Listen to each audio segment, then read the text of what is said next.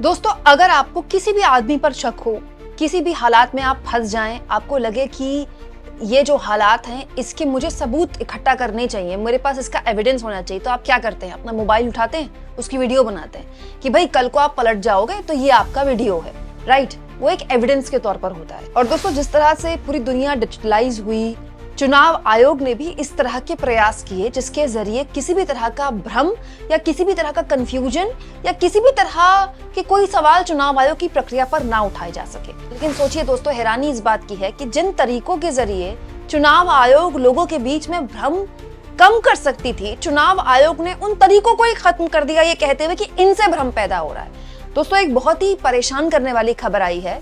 और अमूमन क्या होता है, बड़ी खबरों के बीच इस तरह की खबरें छुप जाती हैं, दब जाती हैं। लेकिन मुझे लगा कि चाहे इस वीडियो में व्यूअरशिप आए ना आए, इस वीडियो को लोग देखें ना देखें, लेकिन मेरी जिम्मेदारी है कि मैं आपके सामने ये वीडियो रखूं। दोस्तों, चुनाव आयोग ने राज्यों के मुख्य चुनाव अधिकारियों को एक बहुत बड़ा निर्देश दे दिया है। गौर से सुनिएगा, क्योंकि ये सीधा सीधा आपके इलाके, आपके राज्य में होने वाले आने वाले वक्त में चुनाव को प्रभावित करने वाला है।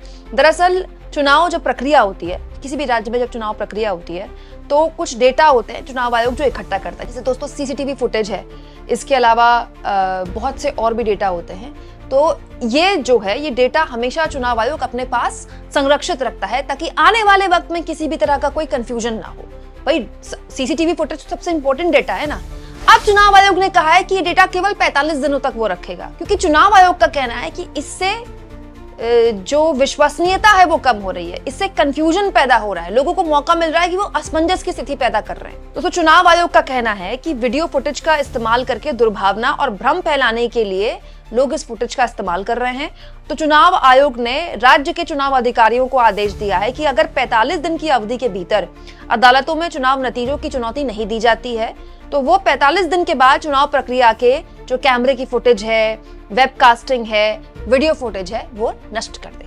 आप सोचिए, सबसे बड़ा पेच इस मामले में जो मुझे समझ नहीं आया दोस्तों, वो ये है कि हमारे देश में चुनाव कब होते हैं? 5 साल में एक बार होते हैं, जो देश में चुनाव होते हैं पीएम के। और राज्य में चुनाव कब होते हैं? 5 साल में एक बार होते हैं। ऐसा तो है नहीं कि रोज चुनाव हो रहे हैं, डेली के डेली बस चुनाव ही हो रहे हैं, ऐसा तो है नहीं। और एक राज्य में 5 साल में एक बार चुनाव होंगे और देश में लोकसभा चुनाव एक बार होंगे। तो क्या फुटेज होती होगी?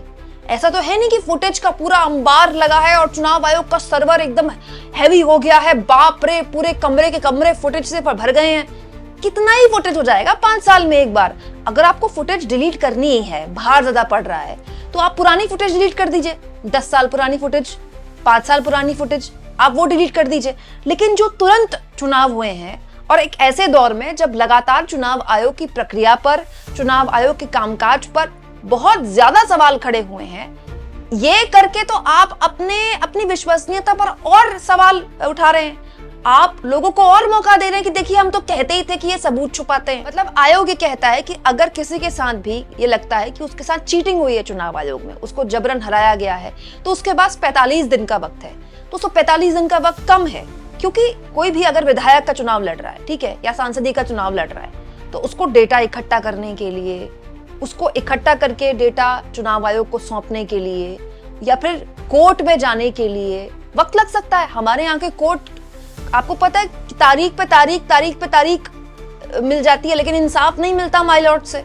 तो अगर ऐसी कोई स्थिति आ गई तो मतलब चुनाव आयोग एक ऐसा सबूत जो उसकी विश्वसनीयता को बचा सकता है, जिसके जरिए वो सवाल उठाने वालों को दिखा सकता है कि देखिए, आप झूठ बोल रहे हैं, आप भ्रम फैला रहे हैं, ये देखिए फुटेज, उस फुटेज को डिलीट कर रहा है। मतलब चुनाव आयोग अपने हाथ को खुद काट रहा है। ये तो बड़ी अजीब सी बात है। दोस्तों, अभी याद कीजिए, मैंने कुछ दिन पहले आपको एक खबर दिखाई थी, आप लोगों ने खबर काफी पसंद भी की थी।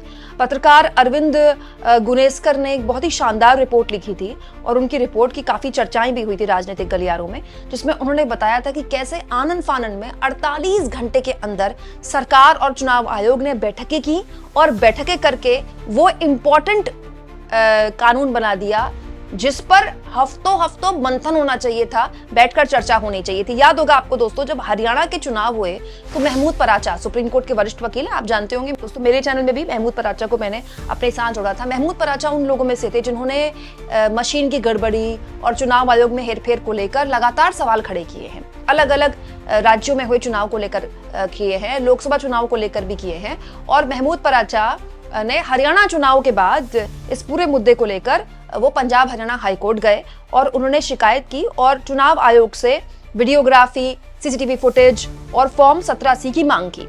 ठीक है, हाई कोर्ट ने उनकी मांग को स्वीकार करते हुए चुनाव आयोग से कहा कि आप इनको ये सारी जो मटेरियल ये मांग रहे दे दीजिए, क्या प्रॉब्लम है भाई, आपके पास सबूत हैं, आप बिल्कुल सही हैं, तो हाथ कंगन को आरसी क्या। उस वक्त भी दोस्तों चुनाव आयोग ने इसका कोर्ट में विरोध किया था, लेकिन सबको हैरानी तब हुई जब अचानक महमूद पराचा को ये डॉक्यूमेंट्स, ये फुटेज वगैरह मिलने से पहले ही चुनाव आयोग ने सरकार के साथ मिलकर नियम ही बदल दिए। दोस्तों चुनाव आयोग ने नया नियम बना दिया कि पोलिंग बूथों के जो फुटेज हैं वो बाहर नहीं आ सकते हैं और इसके जो सिफारिश की गई वो कानून मंत्रालय के साथ बैठकर की गई और चुनाव आयोग ने तुरंत इन नियमों को बदल दिया। दोस्तों ये खबर है हरियाणा चुनाव के बाद की, क्योंकि उस वक्त काफी सवाल खड़े हुए थे।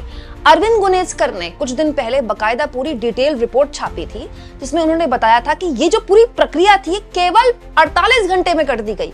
मतलब उसी दिन प्रस्ताव आया, उसी दिन उसको लेकर चर्चा भी हो गई, उसको लेकर चुनाव आयोग को कुछ लैंग्वेज में कुछ शब्दों को लेकर आपत्ति थी, उन्होंने उस पर आपत्ति भी जाहिर कर दी। रात को उसके बाद कानून बदल भी दिया गया, रात के 10 साढ़े 10 के आसपास। ये देखिए अरविंद गुनेजकर ने पूरा जो क्रोनोलॉजी है वो पूरी क्रोनोलॉजी छापी हुई है, पूरा लंबा चौड़ा आर्टिकल इनका, आप चाहें तो पढ़ सकते हैं। अब देखिए दोस्तों ये सब कुछ कब हो रहा है, अभी कुछ दिन पहले राहुल गांधी ने चुनाव आयोग को लेकर गंभीर सवाल खड़े किए थे। महाराष्ट्र चुनाव को लेकर उन्होंने सारे अखबार भर दिए, चाहे हिंदी अखबार हो चाहे अंग्रेजी अखबार, उन्होंने संपादकीय छापे और महाराष्ट्र चुनाव में चुनाव आयोग पर बेहद गंभीर सवाल खड़े किए और जो बुनियादी सवाल उन्होंने उठाए थे उसका जवाब उनको चुनाव आयोग से नहीं मिला, बीजेपी के नेताओं से मिला। हालांकि बीजेपी के नेताओं से मिलना गलत नहीं है क्योंकि उन्होंने बीजेपी पर भी सवाल खड़े किए थे। बकायदा राहुल गांधी ने पॉइंट्स के आधार पर बताया था कि कैसे चुनाव आयोग के साथ मिलकर बीजेपी पूरे के पूरे चुनाव को हाईजैक करती है। पहले वो अंपायर बदल देती है, यानी कि मुख्य चुनाव आयोग अपने हिसाब से अपने मनपसंद मुख्य चुनाव आयोग बिठाती है। उसके बाद वो कैसे फर्जी वोटर जोड़ती है, ये आरोप राहुल गांधी ने लगाए थे।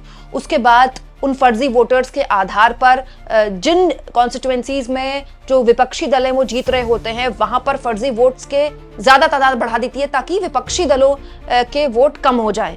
इस तरह से अलग अलग एक लंबा चौड़ा आर्टिकल उन्होंने छापा था। दोस्तों उस वक्त भी चुनाव आयोग पर सवाल खड़े हुए थे और चुनाव आयोग ने कहा था कि राहुल गांधी खुद आएंगे, हमें लिखित शिकायत देंगे तो हम इस पूरे मामले में जवाब देंगे। लेकिन हैरानी देखिए दोस्तों कि ऐसा दौर जब चुनाव आयोग पर लगातार गंभीर सवाल खड़े हो रहे हैं, चुनाव आयोग को सामने आकर अपनी पारदर्शिता न केवल देश के आगे रखनी चाहिए बल्कि बताना चाहिए कि राहुल गांधी झूठ बोल रहे हैं विपक्षी नेता, हम बताएंगे, देखिए ये तरीका, ये सही हमारी कोशिश है, हम ट्रांसपेरेंसी रखते हैं, ये देखिए ये हमारी फुटेज है, आप चाहें तो ये फुटेज देख सकते हैं, आप चाहें तो इसका डेटा देख सकते हैं। लेकिन अजीब बात देखिए, चुनाव आयोग कह रहा है कि 45 दिन के अंदर आप फुटेज डिलीट कर दीजिएगा।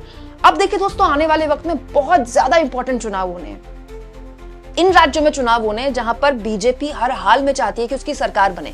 बिहार में बीजेपी कभी भी अपने दम पर अपना मुख्यमंत्री नहीं बना पाई, सरकार भले ही उसने नीतीश कुमार के साथ चलाई हो। बिहार में चुनाव है, उसके बाद तमिलनाडु में चुनाव है। दक्षिण भारत का ख्वाब आरएसएस और बीजेपी न जाने कब से पाले हुए हैं, हालांकि वो ख्वाब लोकसभा चुनाव में नहीं चला। पश्चिम बंगाल में चुनाव होने हैं दोस्तों, बहुत ही इंपॉर्टेंट राज्य है पश्चिम बंगाल में, और इस बार अगर बीजेपी वहां सरकार नहीं बना पाई तो बीजेपी का पूरा संगठन टूट जाएगा, क्योंकि बीजेपी लगातार वहां जिस तरह की तगड़ी राजनीति कर रही है, ममता बनर्जी को उन्होंने काफी हद तक कमजोर करने की कोशिश की है और बड़े स्तर पर उनकी पार्टी में घुसपैठ भी की है। तो हर हाल में उनको ये चुनाव जीतना है और उसके बाद यूपी चुनाव की तैयारियां शुरू हो जाएंगी। तो आने वाले जो ये 1 साल है, मतलब दिसंबर के बाद से आप समझ लीजिए देश चुनावी मोड में चला जाएगा। यूपी चुनाव, आपको पता है यूपी चुनाव का प्रचार करीब 8-8, 10-10 महीने चलता है और यूपी चुनाव के बाद फिर देश में आम चुनाव का माहौल बन जाएगा। तो एक ऐसा दौर है दिसंबर के बाद जिसमें बहुत ज्यादा आप चुनावी सरगर्मियां देखेंगे। ऐसे में सवाल भी उतने ही उठेंगे चुनाव आयोग पर। चुनाव आयोग को सामने आकर सवालों के जवाब न केवल देने चाहिए बल्कि बताना चाहिए कि उसके पास सारे सबूत, सारे जो चीजें हैं वो इकट्ठा हैं और वो सालों साल रहेंगी। लेकिन चुनाव आयोग क्या कर रहा है, कह रहा है केवल 45 दिन तक ये सबूत हम अपने पास रखेंगे। आप इस मुद्दे पर क्या सोचते हैं दोस्तों, कमेंट बॉक्स में जरूर लिखें और जितना हो सके चैनल को शेयर करें, सब्सक्राइब करें और थैंक्स फॉर ज्वाइन, ये 2 ऑप्शन है जिसके जरिए आर्थिक तौर पर भी अगर आप चाहें तो चैनल के हाथ मजबूत कर सकते हैं।